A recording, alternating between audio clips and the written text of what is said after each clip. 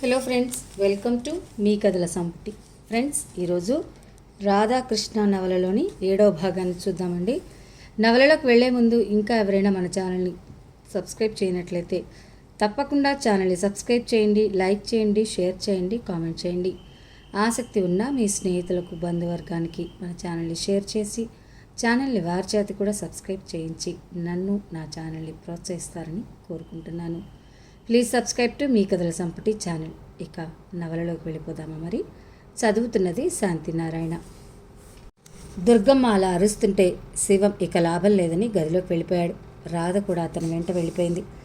అమ్మలక్కలు వాళ్ళ కోడళ్ల మీద కూడా చెప్పుకొని దుర్గమ్మకు సానుభూతి చూపించి, ఏమిటోనమ్మా, మన స్వతంత్రం, మన అధికారాలు అన్నీ మన మొగుళ్ళతోనే.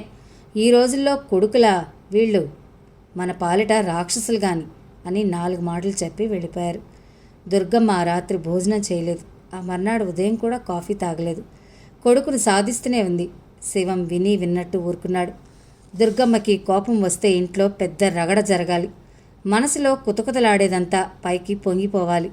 రాధా, శివం మౌనంగా ఊరుకోవడంతో ఆవిడకి పిచ్చెక్కినంత ఆవేశం వచ్చింది. ఆవిడ కంటికి రాధ నంగనాచిలా కనిపించింది. చేయదలుచుకునేదేదో చేసి శివాన్ని తన వైపు తిప్పుకొని ఏమీ జరగనట్లు ఉంటుంది.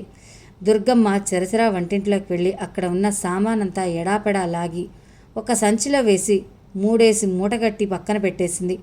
అమ్మమ్మ అన్నీ తీసి దాస్తే అత్తయ్య వంట ఎలా చేస్తుందే అంది మధురం.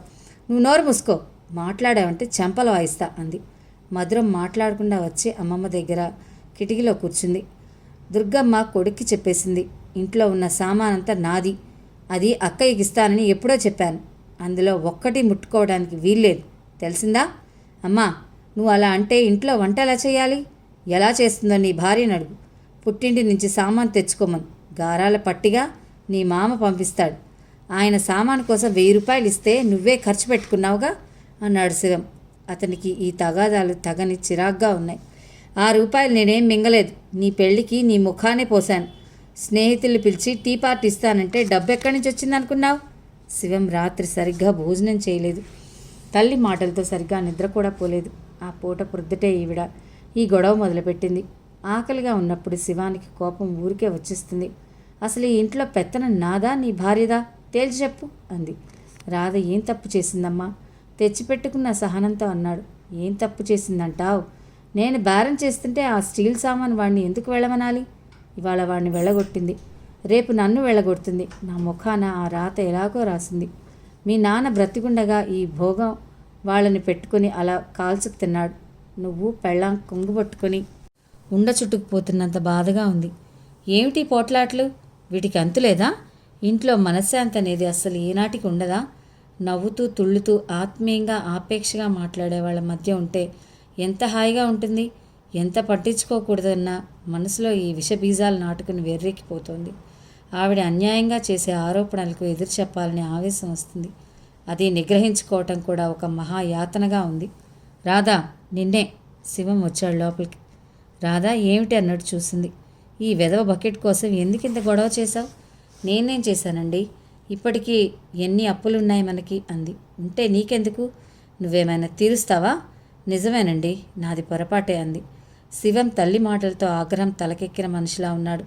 ఆ స్థితిలో అతనికి ఉచిత అనుచితాలు తెలియవు. ఏం మాట్లాడతాడో అతనికే తెలియదు. శివం రాత రెక్కపట్టి లాగాడు. ఆ మాట అమ్మ ముందు వచ్చి చెప్పు. ఆవిడ కాళ్ల మీద పడి క్షమాపణ కోడు. రాధ నివ్వెరపోయింది. ఈ కాస్త దానికి క్షమార్పణ? అతను చేయి విదిలించుకుంది. నేనేం తప్పు చేశానంటారు? అమ్మ ముందు నువ్వు మాట్లాడటమే. ఇహ మాట్లాడలేండి. అదే వచ్చి అమ్మ ముందు చెప్పమంటున్నాను, రా. మళ్ళీ చెయ్యి పట్టిలాగాడు. మీకు చెప్పాను, చాలనండి. నేనెక్కడికి రాను, ఎవరికి క్షమార్పణలు చెప్పను. రాధ అతని చెయ్యి విదిలించింది. ఎదురుగా గుమ్మల్లో నుంచి హాల్లో దూరంగా ఉన్న మంచం మీద కూర్చున్న దుర్గమ్మ శోకాలు తీస్తూ ఇది చూస్తూనే ఉంది. అదెందుకు వస్తుందిరా? అది మహారాణి, జమీందారు బిడ్డ. మనల్ని ఉద్ధరించడానికి మన ఇంటికి వచ్చింది. నువ్వు నేను దాని అడుగులకు మడుగులు వత్తాలి. నీ మాట అంటే దానికి లక్ష్యం ఉందనుకున్నావా? నిన్ను అసలు అది మనిషిగా చూస్తేనే కదా. రాధ వచ్చి అమ్మని క్షమార్పణ అడుగుతావా లేదా? రాధకి చాలాసేపటి నుంచి అణుచుకున్న ఆవేశం పొంగి పొర్లింది. నేను రాను రాను రాను అంది. వస్తావా రావా? మర్యాదగా చెప్తున్నాను, నేను రాను. ఖచ్చితంగా చెప్పేసింది. శివానికి పట్టుదల హెచ్చించిపోయింది. అయితే ఈ ఇంట్లోంచి వెళ్ళిపో. నువ్వు అమ్మ కాళ్ళకి దండం పెట్టి క్షమార్పణ చెప్తేనే ఈ ఇంట్లో ఉండేది. ఉంటావో వెళ్ళిపోతావో తేల్చుకో. వెళ్ళిపోతానండి. రాధకి కడుపులో నుంచి దుఃఖం తన్నుకొస్తోంది. అయితే పో. శివంకి ఒళ్ళు తెలియని కోపం వచ్చేసింది. రాధమ్మ గుమ్మం వైపు 2 అడుగులు వేసింది. శివం కోపంతో ఉక్కిరిబిక్కిరయ్యాడు. రాధని చేయి పట్టి లాగాడు. ఈడ్చి ఎడాపెడా కొట్టాడు. నీ పట్టుదలే నీకు. నా మాట అంటే అస్సలు విలువలేదు కదూ. రాధ అతని వైపు చూస్తుంది. వెళ్ళిపోవాలనుకుంటే వెళ్ళిపో. నీ పొగరుమోత్తనం నా దగ్గర కాదు. అమ్మా రాధా. ఇంతలో వరండాలో నుంచి కోదండరామయ్య గారు పిలిపి వినిపించింది. శివం రాధ ఇద్దరూ ఉలిక్కిపడ్డారు. కొడుకు కోడల్ని ఘర్షణ కనులకింపుగా చూస్తున్న దుర్గమ్మ కూడా ఉలిక్కిపడింది. తాతయ్య గారు వచ్చారు. మధురం ఎదురు పరిగెత్తింది. ఆయన తెచ్చిన అరటిపళ్ళ గెల అందుకుంది. దుర్గమ్మ లేచొచ్చి కొడుకు గది తలుపుల దగ్గరికి లాగి ఆయనకి ఎదురు వెళ్ళింది. అక్కయ్య గారు బాగున్నారా అని పలకరించాను. ఆయన ఏం బాగులేండి, దేవుడికి ఎప్పుడు దయ వస్తుందా అని ఎదురు చూస్తున్నాను. రండి. ఉత్తరమన్నా రాయకుండా వచ్చారే అంది. ఉత్తరం రాశానే, అందలేదా? అయ్యో రామా, అందితే అందలేదని అబద్ధాలు చెప్తానంటండి. మా ఇంటా వంట ఈ బుద్ధులు లేవు. అబ్బెబ్బే అలా అని కాదు. మీరు కాస్త టెలిగ్రామ్ ఇస్తే మా వాడు స్టేషన్కి వచ్చేవాడు కదా. అమ్మ ఎక్కడా? లోపలుంది. అమ్మ రాదా, మీ నాన్న వచ్చారు. దుర్గమ్మ కేక పెట్టింది. శివం పడక గదిలో నుంచి వచ్చాడు. ఏమోయ్ బాగున్నావా అని పలకరించారు ఆయన. మీరెప్పుడు బయలుదేరారు? రాత్రి. టెలిగ్రామ్ ఇవ్వకపోయారా? ముక్తసరిగా అనేసి శివం వీధిలోకి వెళ్ళిపోయాడు. రాధ కొద్దిసేపటికి తండ్రికి మంచినీళ్ళు తెచ్చిచ్చింది. అమ్మని తీసుకురాలేదే నాన్న? అలివేలు లేవటం లేదమ్మా. దుర్గమ్మ తనే లేచి వెళ్ళి వంటింట్లో సంచిలో నుంచి గిన్నెలు తీసి కాఫీ కలపసాగింది. అందరూ బాగున్నారా అని అడిగింది. నువ్వేమిటి అలా చిక్కిపోయావు? రాధ నవ్వింది. నీ కంటికి అలా కనిపిస్తున్నానేమో, నేనేం చిక్కలేదు. దుర్గమ్మ కాఫీ తెచ్చింది. నేను కూడా మొత్తుకుంటూనే ఉన్నానండి. వేళకి సరిగా అన్నం తినదు. వాడు వచ్చే వరకు కూర్చుంటుంది. వాడేమో వేళకి ఇంటికి రాడు. త్వరగా రారా అంటే వాడు వినడు. అన్నం తినవమ్మా, వాడి కోసం కూర్చోకు అంటే ఈ అమ్మాయి వినదు. ఏమిటో ఈ కాలం పిల్లలే వేరనుకోండి అంది. ఆయన నవ్వారు. దుర్గమ్మ ఆ పూట తనే వంట చేసింది. బయట తిరిగి వచ్చిన శివం ఇంట్లో శాంతి స్థాపన జరిగి తల్లి రాధ మామూలుగా ఉండడం చూసి అమ్మయ్య అనుకున్నాడు. శివం దుర్గమ్మ రాధని ఎంత బాగా చూస్తున్నందుకు ఆయన సంతోషించారు. కానీ ఆ సాయంత్రం మధురం ఆయన దగ్గర చేరి అరటిపళ్ళు తింటూ ఆ ఉదయం జరిగిన గొడవంతా చెప్పేసింది. ఆయన తెల్లబోయారు. కాఫీ ఇవ్వడానికి వచ్చిన కూతురిని అడిగారు. ఏం లేదు నాన్న, సంసారం అన్న తర్వాత గొడవలు ఉండకుండా ఉంటాయా? ఈ పిల్లకేం తెలీదు, అన్నీ పెద్దవి చేసి చెప్తుంది అన్నది. మధురం ఇంట్లో సోఫాలు అద్దెకిచ్చిన వాళ్ళు పట్టుకుపోయిన సంగతి కూడా చెప్పింది. ఆయన ఉండగానే ఇంటి వాళ్ళు వచ్చి అద్దెవ్వకపోతే ఇల్లు ఖాళీ చేయాల్సి ఉంటుందని చెప్పి వెళ్ళారు. రాధ సంసార స్థితి చూసి ఆయన తెల్లబోయారు. వాళ్ళ దర్జాలు సుఖం అన్నీ పైపై డాబు సర్లే అని తెలిసిపోయింది. ఏమిటమ్మా ఇది అంటే, నాకేమైంది నాన్న, నేను బాగానే ఉన్నాను. రాధ నవ్వు ముఖంతో అంటున్న ఆ కళ్ళల్లో చివ్వున ఉబికిన కన్నీళ్లు ఆయన మనసును ఉప్పెనలా ముంచేశాయి. రాధకి త్వరగా పెళ్లి చేయాలనే తొందరలో వరహాలరావు మాటలను నమ్మి శివం కుటుంబం గురించి సరైన ఆధారాలు తీయకుండా ఈ సంబంధం ఖాయం చేయడంలో తను చేసిన ఘోరమైన తప్పిదమేమిటో ఆయనకు అర్థమైంది. ఆయన ఒక్క రోజు కంటే ఎక్కువ ఉండలేకపోయారు. వెంటనే పల్లెటూరు ప్రయాణమై వచ్చేశారు. పల్లెటూరు తిరిగి వచ్చి ఆయన సుస్థి పడ్డారు. ఆయన సుస్థి నుంచి కోలుకోలేదు. 2 వారాలు తిరగకుండానే ఆయన పోయారు. వరహాలరావు ఇచ్చిన టెలిగ్రామ్ అందగానే రాధా శివం ఇద్దరూ పల్లెటూరుకు వచ్చారు. నీ దగ్గరికి రావటం అదే ఆఖరి చూపు అవుతుందని అనుకోలేదమ్మా అంటూ శాంతమ్మ ఏడ్చింది. రాధకి జీవితంలో ఉన్న ఆలంబన ఏదో పోయినట్టే ఉంది. కోదండరామయ్య గారు పోయిన వార్త తెలియగానే కృష్ణ కూడా వచ్చాడు. వరహాలరావు ఆ ఇంటి పెద్ద దిక్కయ్యాడు. తనే నడుం కట్టుకుని 10 రోజులు జరగాల్సిన కార్యక్రమం ఘనంగా జరిపించాడు. దానాలు ఇచ్చారు, సంతర్పణ చేశారు. అల్లుడు, నీకేమైనా మర్చిపోయిందా? ఏమిటి ఖర్చు అని దుర్గమ్మ మందలిస్తే, మీకు తెలియదు అత్తగారు, ఇలా చేయకపోతే రాధ డబ్బు మనం మూటగట్టుకున్నామని అంటారు ఈ ఊరి వాళ్ళు అన్నాడు. రాధ పేరిట ఏమైనా రాశాడా? ఇల్లు ఒక 5 ఎకరాలు భార్య పేరిట తప్పించి మిగతాదంతా రాధ పేరిటనే రాశాడు ఆయన. ఆహా అలాగా? దుర్గమ్మ తల తాటించింది. వచ్చిన బంధువులంతా రాధ అత్తగారు ఆడపడుచు చేస్తున్న పనికి చూపుతున్న ఆపేక్షకి ఆనందపడ్డారు. రాధ అదృష్టవంతురాలు అనుకున్నారు. కృష్ణ ఎప్పుడు భోజనం చేస్తున్నాడో ఎక్కడ ఉంటున్నాడో ఎవ్వరికీ తెలీదు. ఒకసారి భోజనాలు జరుగుతుండగా వడ్డన చేస్తూ రాధ కృష్ణ ముఖాముఖి ఎదురయ్యారు. రాధ చిరునవ్వు నవ్వింది. అతని ముఖం తిప్పుకొని ఎరగనట్టే వెళ్ళిపోయాడు. కోదండరామయ్య గారి ఉంగరం ఎవరికి ఇవ్వాలి అని మీమాంస వచ్చింది. రాధ అది నాకు అని తీసుకుంది. రాధ మేడ మీదకి వెళ్ళింది. కృష్ణ గదిలో ఉన్నాడు, పుస్తకాలు సర్దుతున్నాడు. రాధని చూడగానే చేస్తున్న పని వదిలేసి వెళ్ళిపోయాడు. ఎందుకలా పారిపోతావు అంది. అతను ఆగిపోయాడు. వచ్చినప్పటి నుంచి చూస్తున్నాను. బాగున్నావా రాధా అని ఒక్క మాట అడిగితే నీ నోటి ముత్యాలు రాలిపోతాయా? బాగానే ఉన్నావుగా, నీకేం తక్కువైంది? ఈర్ష్యపడుతున్నావా? అంత కర్మ నాకేం పట్టలేదు. పోనీ నాకంటే నువ్వు చాలా బాగుండి నేను ఈర్ష్యపడ్డేటట్టు చేయొచ్చుగా. అది నాకు చేత కాదు. అంత సామర్థ్యం నాకు లేదు. రాధకి అతని మాటలు శూలాల్లా తగులుతున్నాయి. కళ్ళల్లో రాబోయిన తడిని బలవంతంగా నిగ్రహించుకుంది. ప్రయత్నం చెయ్యి. నాకంటే అందమైన అమ్మాయిని, డబ్బున్న అమ్మాయిని పెళ్లి చేసుకో. అతను చివ్వున వెనక్కి తిరిగాడు. రాధ పక్కున నవ్వింది. కోపంగా ఉన్న నీ ముఖం చూస్తుంటే తమాషాగా ఉంది. అతను వాడిగా జవాబు చెప్పబోయి ఆగాడు. ఇదిగో, నేను నీకోసమే ఇక్కడికి వచ్చాను. పొద్దుటి నుంచి నిన్ను ఒంటరిగా పట్టుకోవాలని ప్రయత్నిస్తుంటే ఇప్పటికి దొరికావు. ఏమిటి? నాన్న ఉంగరం. రాధ టేబుల్ మీద పెట్టింది. ఈ ఉంగరం నాన్నకి ఇష్టమైన వ్యక్తికి ఇవ్వాలని అనుకున్నాను. తీసుకో. అతను క్షణంసేపు ఆ ఉంగరం వైపు, రాధ ముఖం వైపు మార్చి మార్చి చూశాడు. క్షమించు, నాకు అర్హత లేదు అనేసి గిరుక్కున వెనక్కి తిరిగి చకచకా మెట్లు దిగి వెళ్ళిపోయాడు. రాధ అక్కడే నిలబడిపోయింది. తర్వాత నిట్టూర్పుతో ఆ ఉంగరం తీసుకుని తన చేతి వేలుకు పెట్టుకుంది. రాధ ఊరు వెళ్ళిపోతోంది. ఇంట్లో అందరికీ చెప్పింది. కృష్ణ ఎక్కడా కనిపించలేదు. రాధ పంచాక్షరం మాస్టర్ దగ్గరికి వచ్చింది. రామ్మా రా, ఇదిగో ఏమే వ్రాదమ్మ వచ్చింది, చాప తీసుకొచ్చివేయి అని కేక పెట్టారు ఆయన. దేవుడు సామాను తోముతున్న ఆవిడ గబగబా చేతులు కడుక్కుని వచ్చి చాప తీసుకొచ్చి వేసి కూర్చోమ్మా అన్నది. రాధ కూర్చుంది. ఈ పూట నేను ఊరు వెళ్ళిపోతున్నాను మాస్టారు అంది రాధ. మళ్ళీ ఎప్పుడొస్తావు రాధమ్మా అని పంచాక్షరం గారి భార్య. రాధ పెదవులు నవ్వు తెచ్చిపెట్టుకున్నాయి. ఎప్పుడు మీ అందరినీ చూడాలనిపిస్తే అప్పుడే వస్తాను అంది. నాన్నగారు లేరు కదా అని మమ్మల్ని అందరినీ మర్చిపోకమ్మా, అప్పుడప్పుడు వస్తుండు అన్నాడు మాస్టర్. బస్తీలో ఉండేవాళ్ళకి పల్లెటూరులో ఏం బాగుంటుందండి అంది భార్య. రాధమ్మకి ఈ ఊరి మీద మమకారం పోదులేదే. రాధ, ఏమిటమ్మా డాన్స్ బొత్తిగా మానేసినట్టున్నావు అన్నాడు. మా వాళ్ళకి ఇష్టం లేదు మాస్టారు. వాళ్ళతో ఘర్షణ పడి అది కొనసాగించడం నాకు ఇష్టం లేదు. అదేమిటమ్మా? పెళ్లిలో మీ అత్తగారు డాన్స్ చేసే ఆడపిల్లంటే చాలా ఇష్టమని, నీ చేత మానిపించనని మాతో చెప్పింది. పెళ్లికి ముందు అందరూ అలాగే చెప్తారులేండి అంది ఆయన భార్య. రాధ చూపుల ఆ ఇల్లు ఆవరణ కలియ వెతికినాయి. కృష్ణ కనిపించలేదు మాస్టారు. ఎక్కడికి వెళ్ళాడు? వెళ్తున్నానని చెప్దాం అనుకున్నానంది. ఇంత క్రితం ఇటు నుంచి ఆ గుడివైపు వెళ్తుంటే చూశాను. చూడమ్మా రాధా, కృష్ణ ఏమిటో చాలా మారిపోయాడు. తను అసలు మెడిసిన్ చదివింది మన ఊర్లో ప్రాక్టీస్ పెట్టాలని కదా. ఇప్పుడు ఆ అభిప్రాయమే లేదంటున్నాడు. పెళ్ళి కూడా చేసుకోడట. మిలిటరీలో డాక్టర్గా వెళ్ళిపోతాడట. మన ఊరు వారందరూ కృష్ణ డాక్టర్గా వస్తాడని 1000 కళ్ళతో ఎంతో ఆశగా ఎదురుచూస్తున్నారు. అతను అలా అభిప్రాయం ఎందుకు మార్చుకున్నాడో నాకు బొత్తిగా అర్థం కావటం లేదు. కాస్త నువ్వైనా చెప్పు తల్లి. నేను చెప్పడం లేదండి. బస్తీలో అలవాటైన వాళ్ళకి ఈ పల్లెటూరు బాగుండదని అన్నది భార్య. రాధ వెళ్తానని లేచింది. అమ్మాయికి బొట్టు పెట్టన్నారాయన. ఆవిడ వెళ్ళి కుంకుమరణ తెచ్చి బొట్టు పెట్టింది. మేము ఎప్పుడైనా హైదరాబాద్ వస్తాం రాధా అంది.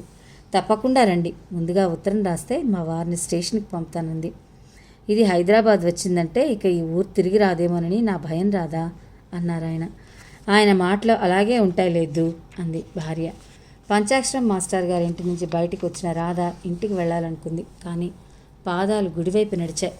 కృష్ణ గుడి ఆవరణలో మండపం మీద స్తంభానికి ఆనుకుని కూర్చున్నాడు. మోకాళ్ళ చుట్టూ చేతులు పనివేసి గడ్డమానించుకుని కూర్చుని ఉన్న అతను ఎటో చూస్తూ ఆలోచనలో మునిగిపోయినట్టున్నాడు. అతను అలా కూర్చోవడంలో ఏదో దిగులు, వ్యధ కనిపిస్తున్నాయి. రాధ అక్కడికి వచ్చింది. దీర్ఘాలోచనలో మునిగిపోయి పరధ్యాసగా ఉన్న అతను రాధ రాకని గమనించలేదు. కృష్ణ, రాధ పిలిచింది. అతను ఉలిక్కిపడి తల తిప్పి చూశాడు. నువ్వు ఇక్కడున్నావా? నీకోసం ఊరంతా వెతుకుతున్నాను చిరునవ్వుతో అన్నది. రాధని చూడగానే అతని ముఖంలో ఆవేశం పొంగింది. తల తిప్పుకున్నాడు. అతని చూపుల్లో తిరస్కారం, అసహ్యం రాధ గుండెల్ని ఈటెల్లా తాకాయి. నేను ఊరు వెళ్తున్నాను చెప్పలేక చెప్పింది. అతను తల ఊపాడు. ఇంతలో కొత్తగా పెళ్ళైన వధూవరులు జంట ఒకటి గుడి చుట్టూ ప్రదక్షిణ చేస్తూ కనిపించారు. వరుడు వధువు చిటికిన వేలు పట్టుకున్నారు. ఇద్దరు ఆనందంగా నునుసిగ్గులతో దొంగ చూపులు చూసుకుంటున్నారు. కృష్ణ వారి వైపు చూస్తున్నాడు. రాధ వారిని చూడగానే నిట్టూర్చింది. కృష్ణ, నువ్వు మిలిటరీలోకి వెళ్ళిపోతున్నావట, ఈ ఊర్లో ప్రాక్టీస్ పెట్టనని పెళ్లి చేసుకుని అంటున్నావట. పంచాక్షరం మాస్టర్ చాలా బాధపడుతున్నారంది. అతను ఎటో చూస్తూ జవాబు చెప్పాడు. ఎన్నెన్నో అనుకుంటాం, అనుకున్నవన్నీ జరుగుతాయా ఏంటి? నువ్వు నా మూలంగా ఈ నిర్ణయానికి వస్తే అది చాలా అన్యాయం. నీ ధ్యేయం గురించి తలుసుకో, అది మర్చిపోకు. నువ్వు నీ నిర్ణయం గురించి మరొకసారి ఆలోచించమని చెప్పడానికి వచ్చాను. నీ మాట నేనెందుకు వినాలి? నువ్వెవరివి నాకు? నువ్వు నాతో చెప్పకుండా ఎప్పుడైతే పెళ్లి చేసుకున్నావో అప్పుడే నాకు ఇంకేదైనా చెప్పే అధికారం తెంపేసుకున్నావు. ఈ ఊరికి డాక్టర్గా రావాలా, నీ జ్ఞాపకాలతో క్షణక్షణం చావమనా? అసలు నువ్వు... అతను తిరిగి చూశాడు. అప్పటికే రాధ అక్కడి నుంచి పారిపోతూ కనిపించింది. రా, అతను అప్రయత్నంగా పిలవబోయాడు, కానీ అంతలోనే ఆగిపోయాడు. అతని నరంలో అగ్నిలాంటి దహిస్తోంది. అతని మనసంతా విషం తిన్నంత చేదుగా ఉంది. చిచ్చి, అసలు నేను ఈ ఊరు ఇప్పుడు రావటమే పొరపాటుగా అనుకున్నాడు. అతను ఎన్నాళ్ళ నుంచి పడిన వేదనతో, బాధతో మనసు బండబారిపోయిందని, రాధని చూసినా ఇక ఏమీ అనిపించదని అనుకున్నాడు. కానీ అతని ధైర్యం అంతా తల్లకిందులైపోయింది. రాధని చూస్తుంటే అతని మనసు అగ్నిగుండంలా మారి రెట్టింపు వ్యధ కలిగింది. తను రాధని మర్చిపోయాననుకున్నదంతా సర్వ అబద్ధమని మనసు రుజువు చేసింది. రాధ తన జీవితంలో నిర్దాక్షిణ్యంగా ఆడుకుంది. ఆశలు దండలుగా అల్లి తన మెడలో వేసింది. హృదయ సింహాసనం ఎక్కించి పట్టాభిషేకం చేసింది. అదంతా శాశ్వతమని నమ్మించింది. మళ్ళీ అంతలోనే ఆ దండలన్నీ తనే తెంపి ఒక్కసారిగా క్రిందకి తోసి బికారిని చేసింది. తన కళ్ళ ముందే ఇంకొకరిని తన స్థానం ఇచ్చి అతనితో హాయిగా జీవితం గడుపుతోంది. రాధ చేసిన ఈ అవమానం అతను మర్చిపోలేడు. ఈ బాధ నుంచి తనకి జీవితాంత విముక్తి లేదు. ఎంత త్వరగా చదువు పూర్తయిపోతుందా, ఎంత త్వరగా ఈ జ్ఞాపకాలకి, ఈ పరిసరాలకి దూరంగా పారిపోదామా అని అతను రోజులు గంటలు లెక్క పెట్టుకుంటున్నాడు. రజని తాతగారి పక్క సరిచేస్తుంది. తిండి కింద సిగరెట్ ప్యాకెట్ కనిపించింది. రజని దాన్ని చూడగానే నిటారుగా అయింది. అమ్మా అమ్మా అని కేకలు పెట్టింది. ఏమిటే? తల్లి పరిగెత్తుకొచ్చింది. ఇది మన ఇంట్లోకి ఎలా వచ్చింది? సిగరెట్ పెట్టి చూపించింది. ఆవిడ దాన్ని తదేకంగా చూస్తుంది. మనం ఎంత కాపలా కాస్తే మాత్రం ఏం ప్రయోజనం? నాన్న ఇలా మన కంట్లో కారం కొడుతుంటే అంది. పని మనిషి వచ్చింది. అమ్మగారు, అంతేకాదండి, ఇదిగో వేస్ట్ పేపర్ బాస్కెట్లో అడుగుని దాచిన బాటిల్ కూడా తెచ్చింది. రజని దాన్ని కూడా చేతుల్లోకి తీసుకుంది. అమ్మా, తాతయ్యని మనం బయటికి కదలనీయటం లేదు. అయినా ఇవి కాళ్ళున్నట్టుగా నడిచి ఆయన దగ్గరికి వచ్చి రహస్యంగా చేరుకుంటున్నాయి. ఈ పని ఎవరిదే ఉంటుంది? రజని అనుమానంగా పని మనిషి వైపు చూసింది. ఏమే, తాతయ్య నీకేమైనా మల్లెపూలకు డబ్బిస్తా అన్నాడా? సచా, దేవుడి మీద ఒట్టమ్మా, కొడుకు మీద ఒట్టు, నేను తీసుకురాలేదు అంటూ లెంపలేసుకుంది. ఏమోనే రజని, నిన్న బీరువాలో డబ్బు కూడా 100 రూపాయలు తరిగింది లేదు. ఈ అదృశ్య హస్తం ఎవరిదంటావు? ఏమిటో నాకు బొత్తిగా అర్థం కావడం లేదు. ఆయన ఆరోగ్యం చూస్తే అలా, చెప్పిన మాట వినరు. నిన్ను పెళ్లి చేసుకోవే అమ్మా అంటే నువ్వు ఏ రాజకుమారుడో రావాలంటావు. తాతయ్య కాస్త బాగుండగానే నీకు ఆ 3 ముళ్ళు పడితే నాకు నిశ్చితగా ఉంటుంది. వినవు. అమ్మా, ఇక దండకం ఆపు. ముందు ఈ అదృశ్య హస్తం సంగతి తెలుసుకుందాం. ఏం తెలుసుకుంటామే, మనకెలా తెలుస్తుంది? నేను చెప్తానుగా, రాత్రికి ఏదో వంక పెట్టి తాతయ్యని నా రూమ్లో పడుకోమంటాను. నువ్వు ఈ పక్క మీద తాతయ్యలా పడుకుంటే నా మాట అంతవరకు విను, ఆ తర్వాత చెప్తాను అంది. ఆ రాత్రి ఆవిడ అలాగే పడుకుంది. గిరిగారు భయం వేస్తుంది తాతయ్య అనడంతో రజనీ గదిలో పడక కుర్చీలో పడుకుని అక్కడే నిద్రపోయాడు. రాత్రి 10 గంటలైంది. రజనీ లేచి తల్లి గదిలోకి వచ్చింది. గిరిగారు, గిరిగారు అని కిటికీ దగ్గర నుంచి రహస్యంగా వినిపించింది. ఒక విస్కీ బాటిల్, సిగరెట్ పెట్టెల కిటికీలో నుంచి వచ్చాయి.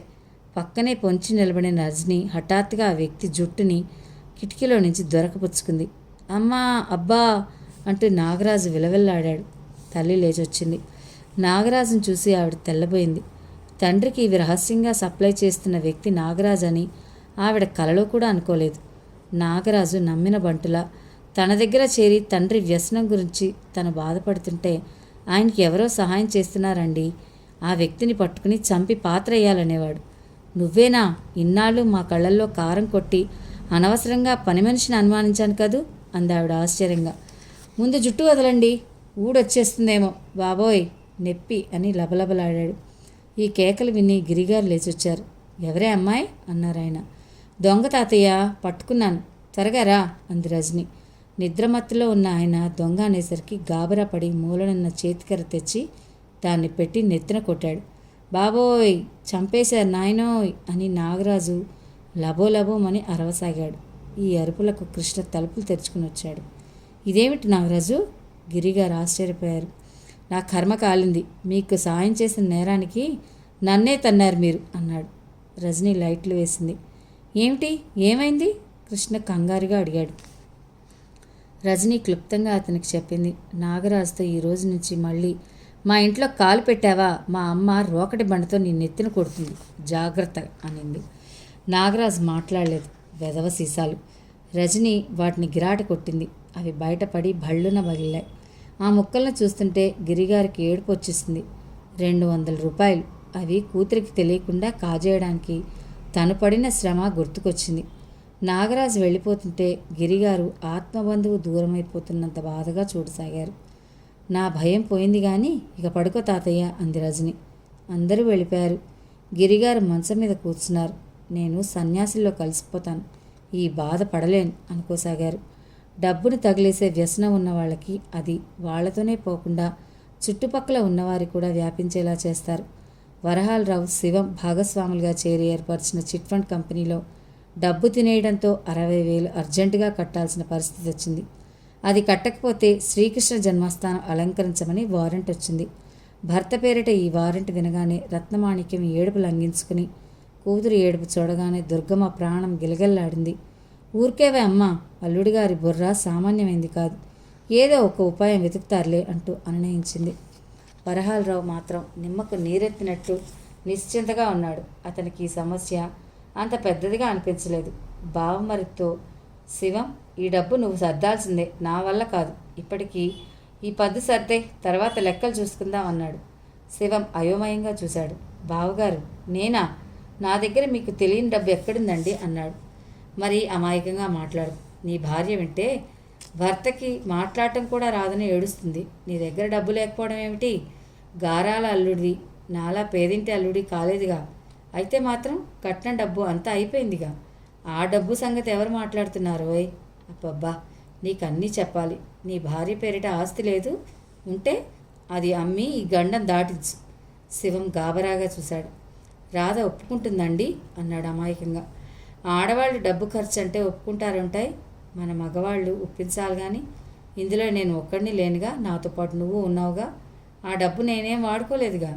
మీరే రేసులని, హోటళ్ళని, పార్టీలని, అబ్బా ఆ సంజాయిషులన్నీ పోలీసులు వినరు కదా.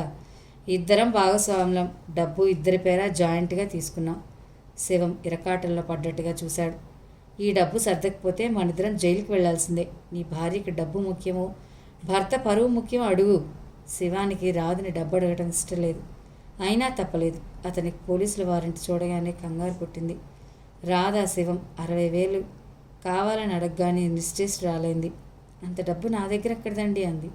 ఊర్లో పొలం ఉందిగా రాధా, అది అమ్మేద్దాం. రాధకి చాలా కోపం వచ్చింది. శివం సంపాదించినా సంపాదించకపోయినా తండ్రి రాసిచ్చిన ఆ పొలం మీద ఆదాయంతో తమ ఇద్దరి జీవితాలు గడిచిపోతాయి. శివం దానికే ఎసరు పెడుతున్నాడు. అది అమ్మేస్తే మనం ఇక తినేదేముంది? నేను ఊరికే ఉంటానా? ఏదో ఒక పని చేస్తాను. మన తిండి సంగతి తర్వాత, ముందు ఈ ఆపద గడవని. అమ్మ వింటే చాలా బాధపడుతుందండి. ఊళ్ళో వాళ్ళు కూడా ఏమనుకుంటారు? నేను జైలుకి వెళ్తే మీ అమ్మ బాధపడదా? ఊళ్ళో వాళ్ళు నిన్ను చూసి నవ్వరా? ఇంత హఠాత్తుగా అమ్మటం మాత్రం ఎలా? నీకెందుకు అదంతా? బావగారు చూస్తారుగా. మీరు ఆయన్ని నమ్మే ఈ స్థితికి వచ్చారు. ఇప్పటికైనా కళ్ళు తెరిచి అంది రోషంగా. ఎవరినో ఒకరిని నమ్మకుండా జీవితం ఎలా గడుస్తుంది? మనం అన్ని పనులు చేసుకోగలమా అన్నాడు శివం రోషంగా. రాధ మాట్లాడలేదు. నీ ఇష్టం, నువ్వే బాగా ఆలోచించుకో. నీకు ఆస్తి ముఖ్యమా, నేను ముఖ్యమా? ఆస్తి కావాలంటే సరే, నేను జైలుకి వెళ్తాను అనేసి వెళ్ళిపోయాడు శివం. రాధ ఆ రాత్రంతా నిద్రపోలేదు. శివం అమాయకత్వం మీద కోపం వచ్చింది. అతని మంచి మనసుని, అమాయకత్వాన్ని ఆధారం చేసుకుని వరహాలరావు నాటకం ఆడుతున్నాడు. వరహాలరావు బట్టలు, డాబు, దర్జా, ఖరీదైన సిగరెట్లు, ఆ డబ్బు ఖర్చు పెట్టే ధోరణి చూస్తే అందరూ అంతా అతనిదే అనుకుంటారు. శివం మేకలా ఏ మూలో ఉంటాడు ఎవరికీ తెలీదు. శివం జైలుకు వెళితే ఎంత పరువు నష్టం. తన బ్రతుకు అందరి దగ్గర హేళన గురి అవుతుందేమో. రాధ భవిష్యత్తు గురించి నిర్ణయం భగవంతుడికి వదిలేసింది. ఆస్తి అమ్మటానికి నిశ్చయం చేసుకుంది. ఈ దుస్సంఘటన మూలంగానైనా శివంకి బుద్ధి వస్తుందని, ఇక ముందైనా జాగ్రత్తగా ఉంటాడని ఆశపడింది. రాధ, శివం వరహాలరావు పల్లెటూరు వచ్చారు. దాదాపు ₹1,00,000 పైన విలువ చేసే ఆస్తి కక్కుర్తిగా అమ్మడంతో 80,000 వచ్చింది. అంతా ఒక్కసారి అమ్మేస్తున్నావేమిటమ్మా అంది శాంతమ్మ. ఆయన ఏదో వ్యాపారం పెట్టుకుంటారటమ్మా అంది రాధ. రాధమ్మ, ఆ మామిడి తోట నాన్నగారికి ప్రాణం, అదైనా ఉంచండి తల్లి అన్నారు గోపయ్య. డబ్బు వస్తే అలాంటివి మళ్ళీ కొనుక్కుందాంలే గోపయ్య అంది. 3 సంవత్సరాలు ఇట్టే గడిచిపోయాయి. ఈ 3 సంవత్సరాలలో రాధకి 1000 సంవత్సరాలు బ్రతికినంత భారంగా గడిచినాయి రోజులు. వరహాలరావు పల్లెటూరు నుంచి పూర్తిగా మకాం ఎత్తేసి కాపురం ఇక్కడే పెట్టేయడంతో ఆ ఇల్లు శివ ఇంటికంటే ఆయన ఇల్లుగానే మారిపోయింది. రాధ పేరిట ఉన్న డబ్బంతా అయిపోయింది. ఊరి నిండా అప్పులే. ఇంటి అవసరాలకి రాధ నగలు కూడా ఒక్కొక్కటి మాయమయ్యాయి. రాధకి ఈ సంసారాన్ని ఎలా అదుపులో తెచ్చుకోవాలో తెలియకుండా పోయింది. తండ్రి పోవడం, శాంతమ్మ గారు నోరులేనిదవడంతో రాధ వైపు శివాన్ని కానీ దుర్గమ్మని కానీ ఇదేమిటి అని అడిగేవారు లేకపోయారు. తల్లి పండక్కి రమ్మనమని వ్రాసిన రాధ వెళ్ళడం మానేసింది. తల్లి తన స్థితి గురించి బాధపడుతుందని తెలుసు. నాగరాజు ఈ మధ్య తరచుగా ఇక్కడే ఉంటున్నాడు. మధురానికి ట్యూషన్ చెప్పి మెట్రిక్ కట్టించి పాస్ చేయిస్తాననడంతో దుర్గమ్మ గారు పొంగిపోయింది. నీ కడుపు చల్లగా దానికి ఒక అక్షరం ముక్క నేర్పున అయినా అంది. మధురం చదువు మాట ఎలా ఉన్నా అతని కాఫీ, టిఫిన్లు, భోజనం ఇక్కడే జరిగిపోతున్నాయి. నాగరాజు మధురానికి పాఠం చెబుతుంటే ఉంటాడు. రాధ కనిపిస్తే చాలు చూపులతో తినేస్తాడు. అవసరం ఉన్నా లేకపోయినా రాధా అంటూ పేరు పెట్టి పిలిచి మాట్లాడతాడు. రాధ చుట్టుపక్కల ఉంటే మధురానికి ప్రేమ కథలు, పాఠాలు చెప్తాడు. మధ్య మధ్యలో క్రీగంట రాధను చూస్తుంటారు. రాధకి అతని ఫిక్కిలి చేష్టలు చూస్తుంటే కంపరంగా ఉంటుంది. భర్తకి చెప్పినా పట్టించుకోడు. వాడు క్రాక్ లేదు, నువ్వు పట్టించుకోకు అని అక్కడితో మర్చిపోతాడు. రాధ జీవితంలో రాజీ పట్టానికి సిద్ధమైంది. కానీ ఆ రాజీ పట్టం అనే దానికి అంతు లేకుండా పోయింది. కాపురానికి వచ్చిన కొత్తలో అత్తగారితో, ఆడపడుచుతో సర్దుకుపోవడానికి సిద్ధమైంది. కానీ అదే వాళ్లకు అలసైపోయింది. వాళ్ళ పద్ధతుల్లో, అలవాటుల్లో రాధ ఇమడలేదు. రాధ పద్ధతులు వినాల్సిన అవసరం వాళ్ళకి లేదు. ఈ విధమైన ఘర్షణతో రాధ జీవితం నరకమైపోయింది. రాధ దైనందిన చర్యలో దేనికో దానికి పోట్లాట, రాద్ధాంతం తప్ప మరొకటి లేకుండా పోయింది. ఈ చికాకులతో, సమస్యలతో రాధ జీవితం ముళ్ళకంపం మధ్యపడిన రోజా పువ్వులైంది. కృష్ణ చదువు కూడా పూర్తయింది. అతను డాక్టర్ అయ్యాడు. సిటీలో ఒక నర్సింగ్ హోమ్లో తాత్కాలికంగా డాక్టర్గా జాయిన్ అయ్యాడు. ఎంటీ చదవటమా, ఎక్కడైనా డాక్టర్గా స్థిరపడిపోవడమా, ఏ ఫారిన్ వెళ్ళడమా అతను ఇంకా నిశ్చయించుకోలేదు. రాధ జీవితం ఒక్కొక్క మెట్టు దిగజారినట్టు క్రిందకి దిగుతుంటే కృష్ణ జీవితం ఒక్కొక్క మెట్టు పైకి వెళ్ళినట్టు అభివృద్ధి చెందుతోంది. అతను ఎక్కడ అడుగు పెడితే అక్కడ నలుగురిలో ఇట్టే అభిమానం సంపాదించగలడు. అతని స్నేహపూరితమైన ప్రవర్తన, సంస్కారం చూసి అందరూ ఆకర్షించబడతారు. అతనితో చేరిన వారు ఇంకా కొంతమంది మెడిసిన్ చదువుతూనే ఉన్నారు. అతనికి 1 సంవత్సరం కూడా వృధా కాలేదు. ఈ మధ్యకాలంలో అతనితో రజనీ పరిచయం కూడా అభివృద్ధి చెందింది. రజనీకి ఇప్పుడు అతని దగ్గర చనువు చాలా ఎక్కువ. అతను గదికి వచ్చేసరికి అంతా నీట్గా సర్ది పెడుతుంది. గిరిగారు అయితే మరీను. కృష్ణతోనే ఆయన కాలక్షేపం. తాగుడు పూర్తిగా మానడంతో ఆయన ఆరోగ్యం ఇప్పుడు బాగానే ఉంది. కానీ ఆయనకి రాత్రి వేళలా మద్యపు ఫౌంటైన్లో తను మునిగి తేలుతున్నట్టు, గంగాళాలతో విస్కీ తాగేస్తున్నట్టు కల వస్తూనే ఉంటుంది. అప్పుడప్పుడు కృష్ణతో బాధగా, ఏమోనే కృష్ణ, శరీరాన్ని ఇంత హింసపెట్టి ఈ జీవితం పొడిగించలేకపోతున్నాను అనేవాడు వేదాంతంగా. మా రజనీకి త్వరగా పెళ్లి చేస్తే అది అత్తవారింటికి వెళ్ళిపోతుంది. అప్పటి వరకు నాకు స్వేచ్ఛ ఉండదు అనేవాడు. ఇది చాలా బాగుంది. మీరు ఈ మాట అన్నారని తెలిస్తే రజనీ అసలు పెళ్ళే చేసుకోదేమో. కృష్ణ నవ్వాడు. నీకు తెలిసిన వాళ్ళు ఎవరైనా ఉంటే చెబుదు, కట్నం బాగా ఇస్తాంలే. రజనీకి ఎలాంటి భర్త కావాలో మరి.